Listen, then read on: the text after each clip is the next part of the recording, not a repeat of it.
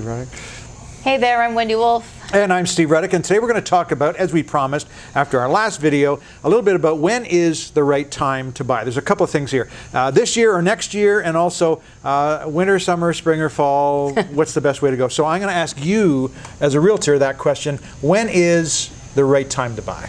Well, it's kind of hard to say. Typically the biggest market is the fall market. People seem to love to sell their house sort of end of summer, August, September, Meaning October, biggest choices, November. Exactly. Biggest choices. I think it's the more comfortable time to move. Nobody wants to move in the winter. Sometimes it's too hot in the summer. People spend the summer getting their gardens and their homes painted and getting everything ready in order to put them on the market. And typically that would bring you to the fall market. So that's kind of like the biggest market. But honestly, there's always a house to sell and there's always a buyer for that house. So it sort of depends on what you specifically are into and what makes sense for you at what time. Right now we're entering the spring market. We're seeing a lot of buyers, not as many sellers, but the sellers are starting to come up to match the buyers. So pretty soon we're going to have an even market.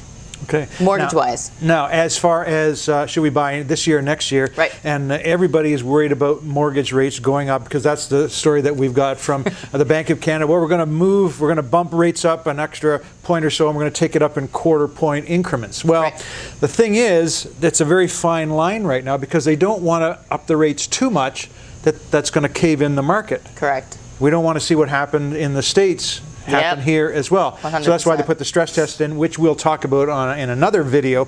But as far as when's a good time to buy, the best time to buy is when you're ready. When you've got yourself a decent down payment, start looking around, find yourself a good agent, a good real estate agent like Wendy here, and also talk to someone about mortgages straight off. Know what you can afford. In fact, a lot of times I find that people are buying a house that they can't afford, but just as much they're buying a house, a smaller house or a less nicer house right. than they really could afford.